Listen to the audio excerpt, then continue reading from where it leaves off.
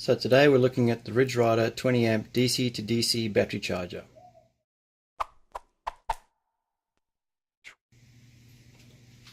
So what is a DC to DC charger?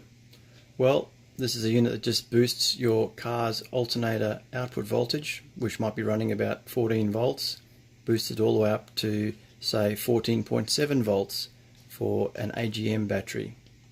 What that ensures is you get a fast full charge on your auxiliary battery, whether that's in the engine bay or in the rear of your vehicle. This unit was provided to me by Supercheap Auto for use and review. I'm under no obligation to give this a good or a bad review, but I'm just giving you my findings after about 2 weeks of full-time use, and so far I'm very impressed. What this actually does in this situation is it's mounted on top of the battery boxes that I manufacture for customers. What this is doing is receiving via the DC input,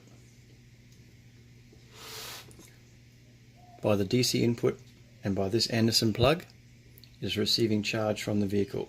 In another video I showed you what I've done to my vehicle, and it's the same as with many other vehicles that have an Anderson plug with a suitably sized cable in the rear. You can charge your second battery in the back of the vehicle.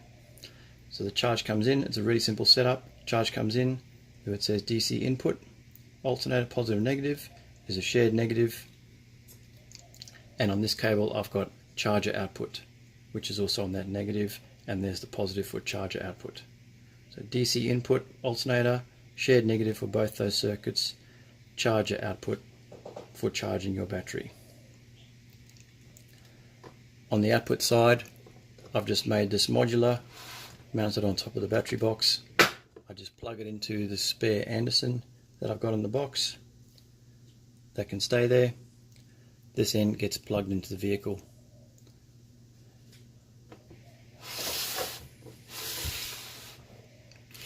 Now the unit is priced accordingly. It's not waterproof and dustproof, as you can see if you look closely on the end panel, and they say that in the manual.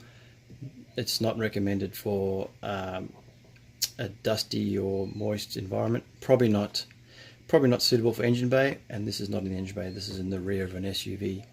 You've got your multi-modes chemistry selection switch. You can choose a different chemistry of the batteries.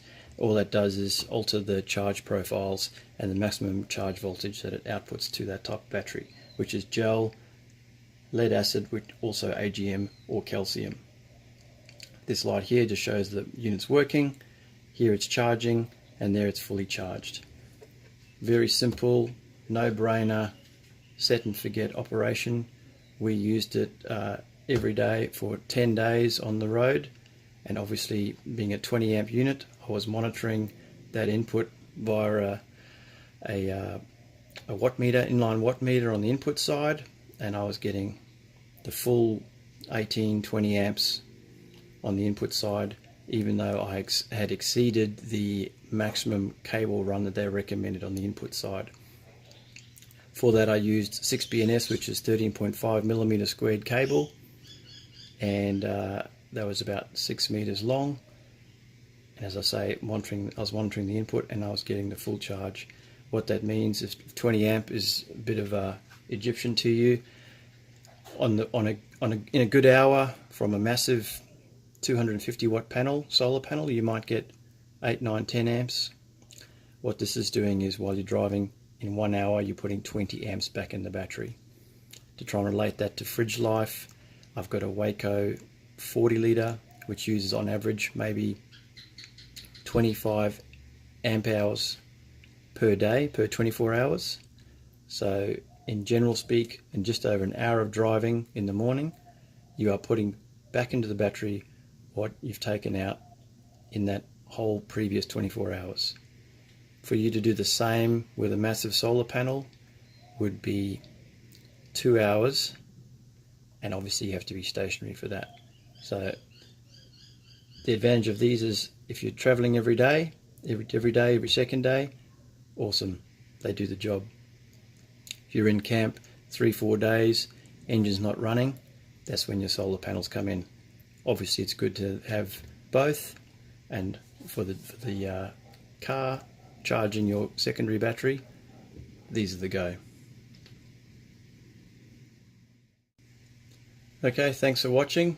So for the Ridge Rider 20 amp DC-DC, gets a big thumbs up from me.